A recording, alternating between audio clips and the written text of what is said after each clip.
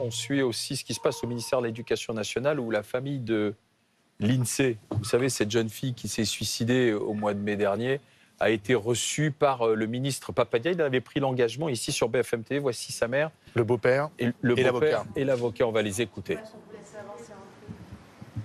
Vous venez d'être reçu par le ministre de l'Éducation. Quel est votre état d'esprit à la sortie de ce rendez-vous ? Pour moi, ça me semble insuffisant.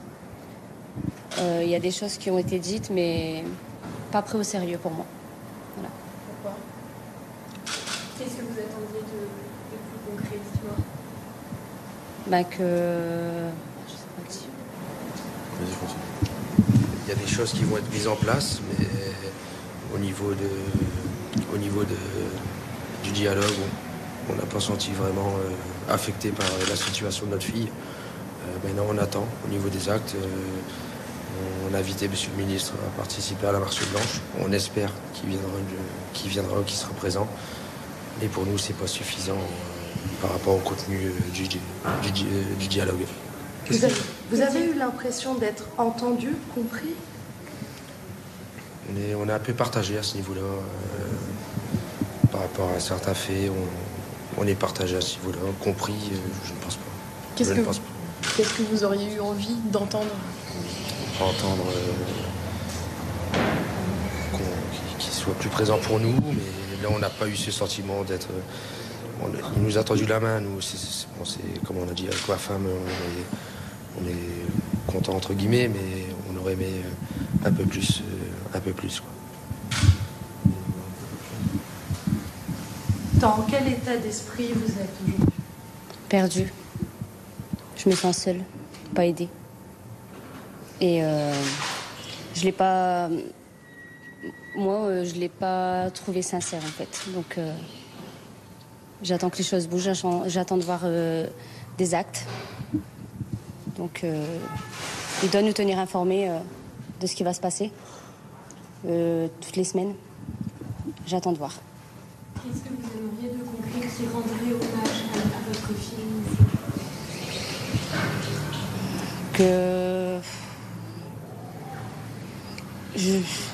Moi, je voudrais que ma fille revienne aujourd'hui. Je pense que s'ils auraient été là avant, elle serait là, ma fille. J'ai juste ça à vous répondre. Moi, je comprends pas. Je comprends pas. On n'a pas été aidés à temps, ni avant, ni pendant, ni après, comme je l'ai dit. Voilà. Ce qui est ressorti de cette entrevue qui a duré 1 heure, c'est que le ministre, certes, nous a reçus, mais avec plusieurs semaines de retard. Il aurait pu appeler la famille ou mieux se déplacer pour partager quelques mots de compassion immédiatement. Ça n'a pas été le cas. A un goût amer à la sortie de cet entretien, puisque rien de concret n'a été proposé.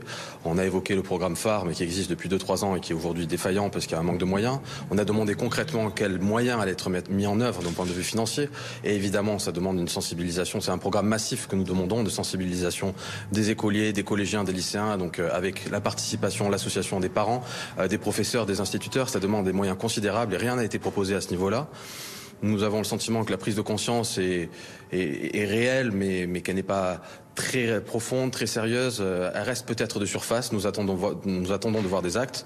Et puis le deuxième élément important que moi j'ai trouvé effrayant, c'est l'aveu d'impuissance du ministre lui-même, de l'État français vis-à-vis des réseaux sociaux, qui nous a expliqué noir sur blanc que la France aujourd'hui était totalement incapable de résorber ce déchaînement de haine et de violence sur les réseaux sociaux, sur Instagram, sur Facebook, sur TikTok. L'aveu que nous avons entendu tous les trois, qui vient de la bouche du ministre, qui nous dit l'État français n'est pas aujourd'hui capable d'enrayer le harcèlement, le cyberharcèlement, que ce soit d'ailleurs pour les collégiens, les lycéens, mais aussi pour les adultes sur les réseaux sociaux. Il nous a indiqué s'être rapproché des réseaux sociaux qui aujourd'hui restent dans l'opacité, ne veulent pas collaborer avec l'État français. Cet aveu d'impuissance, il est sidérant, il est inacceptable, et il est grand temps maintenant que l'État prenne conscience de ce fléau que constitue le harcèlement à l'école et le cyberharcèlement, et que des mesures concrètes soient prises. C'est pas le cas, et malheureusement, nous avons l'impression que ce ne sera pas plus le cas demain que c'était le cas hier.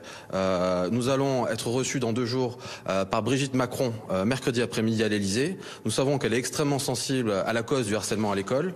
Et au-delà du cyberharcèlement, nous espérons que Madame Macron nous recevra et nous proposera des choses concrètes de la part du gouvernement, des pouvoirs publics, pour venir en aide à tous ces enfants et toutes ces familles qui sont abandonnées, isolées, qui, comme les parents de l'INSEE, ont déployé les alertes à tous les niveaux pendant des mois et se retrouvent aujourd'hui abandonnés par l'État français, ce qui est inadmissible. Qu'en est-il des dépôts de plainte que vous avez déposés, notamment à l'encontre de l'établissement, du rectorat de Lille? Est-ce qu'il y a des avancées et aussi à l'encontre des policiers? Nous avons déposé plainte contre le responsable, le principal du collège.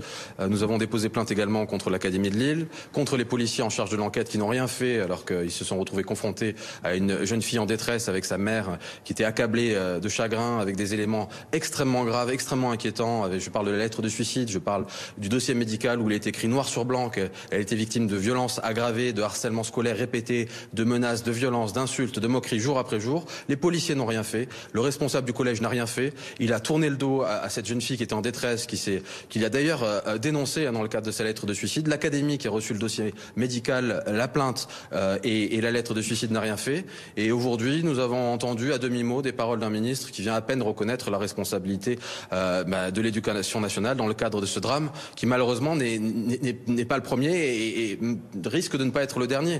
Le combat que nous menons, c'est d'abord de faire en sorte que les responsables, les personnes qui connaissaient la situation de l'INSEE soient reconnues comme responsables, soient reconnues comme fautifs. Ça, c'est la première chose. Et la deuxième chose, c'est de faire en sorte que ce drame ne se renouvelle plus.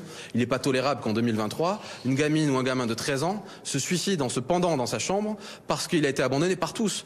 Je rappelle qu'au moment, après le décès de la pauvre l'INSEE, aucun professeur du collège, pas le principal du collège et aucun professeur n'a pris la peine d'appeler la maman de l'INSEE ou son beau-père, d'écrire une lettre de compassion ou de venir à la marche blanche. Ça montre aujourd'hui une faillite de toute l'éducation nationale au sens large, au-delà même de ce collège, et c'est inacceptable. Est-ce que vous êtes déçus aujourd'hui de ce rendez-vous? Oui, nous sommes déçus. C'était une main tendue. Nous espérions que le ministre allait pouvoir réagir en proposant des mesures concrètes au-delà de ce qui a déjà été fait de ces dernières années et qui n'est pas suffisant, à la preuve. Pas de mesures concrètes, pas de moyens financiers alloués à cette cause qui pourtant nécessite un débat national au niveau du collège, au niveau de l'école, au niveau du lycée. Nous avons expliqué la nécessité d'allouer des moyens conséquents, encore une fois, pour que chaque semaine, il y ait des cellules liées au harcèlement au niveau des écoles, des collèges et des lycées qui associent les parents, les professeurs et les élèves eux-mêmes. Nous n'avons pas le sentiment que ça va évoluer. Résultat des courses, le harcèlement à l'école va persister, le cyberharcèlement va continuer puisque le ministre vient de nous dire qu'il ne pouvait rien faire contre Facebook, ni Instagram, ni TikTok, ce qui est totalement sidérant. Des excuses ont-elles été prononcées? Des excuses ont été prononcées, mais je laisse répondre à la famille. Est-ce que ces excuses sont comment vous les suffisantes? avez perçues? Qu'est-ce que vous en avez pensé? Qu'est-ce que vous ressentez? Pour notre part, C'était pas sincère. je ne pense pas qu'elles étaient sincères. Honnêtement, il y a eu aussi des... Pour nous, ça n'a pas été sincère. Pour nous, ça n'a pas été sincère. Et puis, on peut pas... On les accepte, mais pour nous, c'était aucune sincérité dans les excuses qui ont été faites. Qu'attendez-vous mercredi du rendez-vous avec Brigitte Macron? Qu'elle soit un peu plus réceptive par rapport à notre venue. Qu'est-ce que vous souhaitez lui dire? On lui dira. Merci. Merci à vous. Merci beaucoup. Merci.